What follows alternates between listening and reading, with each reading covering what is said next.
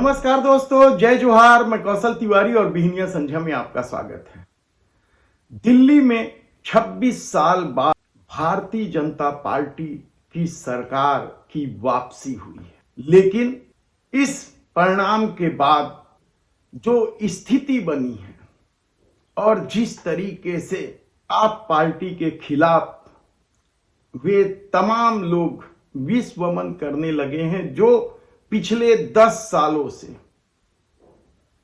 दिल्ली में सीटों के लिए तरसते रहे हैं। वो कहते हैं ना कि जब हाथी कुएं में गिर जाता है तो मेढक भी उन्हें लात मारते हैं। कमोबेश दिल्ली चुनाव परिणाम के बाद यही स्थिति बनी है। दिल्ली जीतने के बाद अब भाजपा क्या बंगाल जीत लेगी, बिहार भी अपने दम पर बहुमत ले आएगी? ऐसे कई सवालों के बीच छत्तीसगढ़ में जिन 10 नगर निगमों में चुनाव हो रहे हैं वहां क्या स्थिति है? पिछली बार इन सभी सीटों पर कांग्रेस ने जीत हासिल की थी। क्या इस बार वह जीत लेगी? लेकिन जो खबरें आ रही हैं वह बेहद ही चौंकाने वाली है। क्या सब कुछ बदल जाएगा? दिल्ली विजय की तर्ज पर क्या छत्तीसगढ़ में भी कांग्रेस का इन 10 नगर निगमों में सुपड़ा साफ हो जाएगा? क्या जनता ने तय कर लिया है किसे जिताना है? निगम वार हम 10 जगह के आपके सामने कुछ आंकड़े ला रहे हैं, वह बेहद ही चौंकाने वाला। शुरुआत कहां से? चिरमिरी से शुरुआत करते हैं। यहां पिछली बार भी कांग्रेस की सत्ता थी चिरमिरी नगर निगम में, और इस बार भारतीय जनता पार्टी ने यदि राम नरेश राय को टिकट दिया है तो कांग्रेस ने भी अपने पूर्व विधायक विनय जायसवाल को टिकट दिया है। बेहद ही दिलचस्प मुकाबला है और कहा जा रहा है कि बड़े नाम होने की वजह से विनय जायसवाल जीत जाएंगे, लेकिन सत्ता जिस तरीके से पसीने बहा रही है, यानी छत्तीसगढ़ की जो सरकार है उसके मुख्यमंत्री और तमाम मंत्री जिस तरीके से चिरमिरी जीतने आतुर है, क्या इस बार चिरमिरी फतह हो पाएगी? कहना मुश्किल है। परिणाम विनय जायसवाल के पक्ष में जाते दिख रहा है। तब अंबिकापुर में क्या होगा? यहां तो कांग्रेस के दमदार माने जाने वाले नेता टीएस बाबा की धमक है। भले ही वे चुनाव हार गए हैं, लेकिन कहा जाता है कि अंबिकापुर शहर में टीएस बाबा के नाम का सिक्का चलता है और उसे इस दौरान स्वास्थ्य विभाग में कार्रवाई करके बदनाम करने की भी कोशिश की गई है। यहां से कांग्रेस ने अजय तिर्की को टिकट दिया है, तो भारतीय जनता पार्टी ने नया प्रयोग करते हुए श्रीमती मंजूषा भगत को टिकट दिया है। महिला वोट क्या सध जाएंगे? महतारी वंदन योजना के आसरे क्या अंबिकापुर फतह हो पाएगा? मुश्किल दिखाई दे रहा है। लेकिन परिणाम की यदि बात करें तो दोनों ही 50-50 पर खड़े हैं।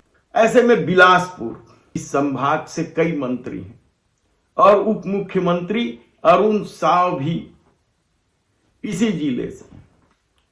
ऐसे में यहां भी भाजपा ने महिला उम्मीदवार उतारा है, पूजा विधान, और उसे लेकर कई तरह के विवाद रहे। जाति प्रमाण पत्र को लेकर यह पिछड़े वर्ग के लिए आरक्षित है।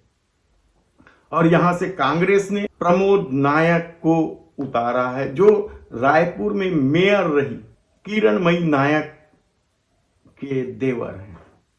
यहां भी कांग्रेस का पलड़ा भारी दिखाई दे रहा है, लेकिन अमर अग्रवाल जैसे ताकतवर नेता का गढ़ है तो उप मुख्यमंत्री अरुण साव ने भी पूरा जोर लगा दिया है। इसलिए अभी से परिणाम बता पाना मुश्किल है। यदि माहौल को देखें तो नायक का पलड़ा भारी दिख रहा है, वहीं पूजा विधानी या महतारी वंदन योजना को लेकर पूरी तरीके से आशान्वित है।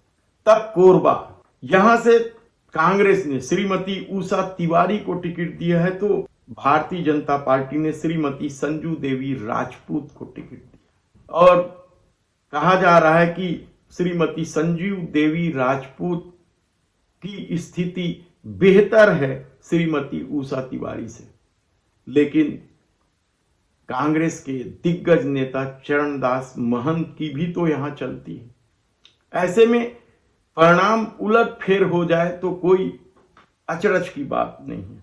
तब रायगढ़ से खूब प्रचारित किया गया भाजपा ने यहां से कि एक चाय वाले को टिकट दिया गया है, जीवर्धन चौहान चाय बेचते हैं।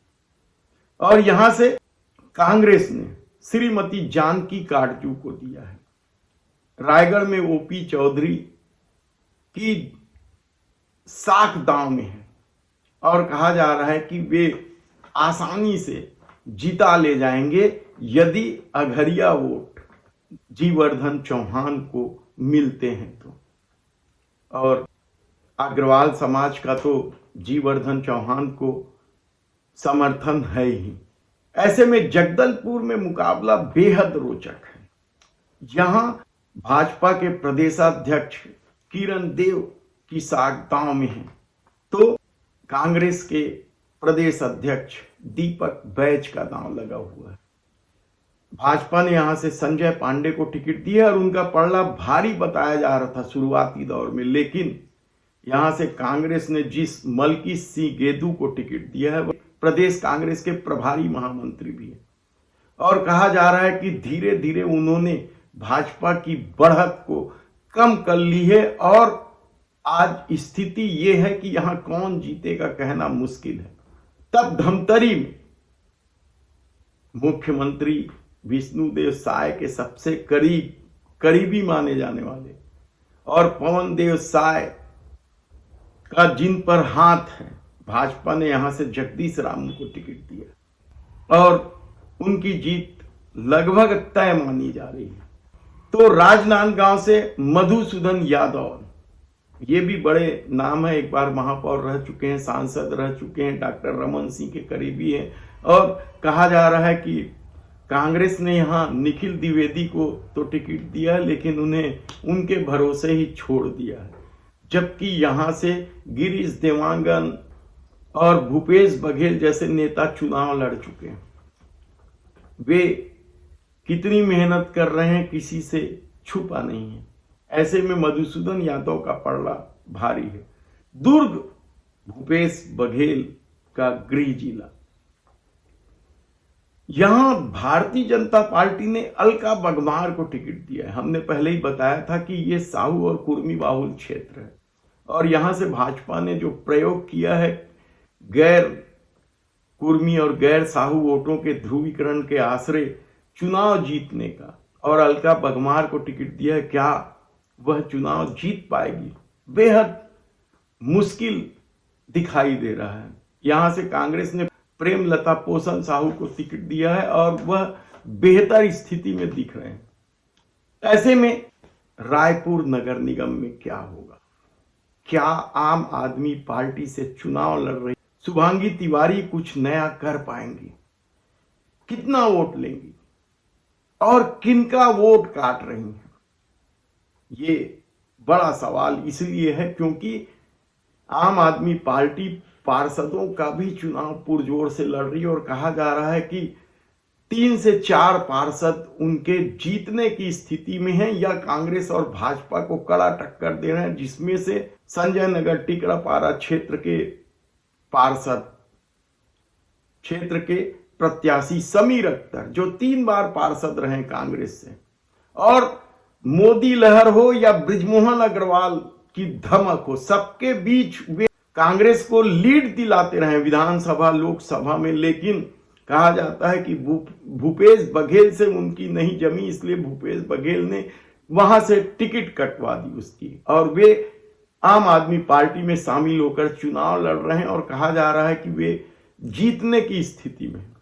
ऐसे में यदि आम आदमी पार्टी के महापौर प्रत्याशी शुभांगी ने कमाल किया, यदि खूब वोट बटोरे तो किसके लिए मुश्किल होगी। कहा जा रहा है कि आम आदमी पार्टी दोनों ही दलों को डैमेज करने वाली, किसे ज्यादा करेगी इस पर चर्चा छिड़ी हुई और कहा जा रहा है कि आम आदमी पार्टी से भारतीय जनता पार्टी को ज्यादा नुकसान हो सकता है। ऐसे में भारतीय जनता पार्टी ने मीनल चौबे को अपना प्रत्याशी बनाया है और एक खबर यह भी है कि मीनल चौबे को लेकर जो चर्चा है वह भारतीय जनता पार्टी के लिए अच्छी खबर इसलिए नहीं है क्योंकि यदि राजेश मूणत का नाम जुड़ा हुआ है, कहा जाता है कि वे उन्हीं खेमे से हैं और राजेश मूणत की बदजुबानी को लेकर कई तरह की चर्चा है, तब ऐसे में एक बड़ा सवाल जो बनकर उभरा है वह भाजपा के लिए इसलिए परेशानी का सबब है क्योंकि लोग कहते हैं कि यदि मीनल चौबे जीत भी गई तो जिस तरीके से दक्षिण में बृजमोहन अग्रवाल की आज भी चलती वैसी नगर निगम में राजेश मूणत की चलेगी और यही सवाल भाजपा के लिए परेशानी का सबब है। तो कांग्रेस ने यहां से पूर्व महापौर प्रमोद दुबे की धर्मपत्नी दीप्ति दुबे को चुनाव में उतारा है और प्रमोद दुबे की रणनीति का दीप्ति दुबे को फायदा भी मिल रहा है। हालांकि रायपुर के चारों सीट में विधानसभा के जो 4 सीट हैं वहां भारतीय जनता पार्टी की बढ़त कांग्रेस से बहुत ज्यादा है, लेकिन ये चुनाव में स्थानीय मुद्दे काम करते हैं। ऐसी परिस्थिति में क्या इस बार भी रायपुर भाजपा के लिए सूखा रहेगा?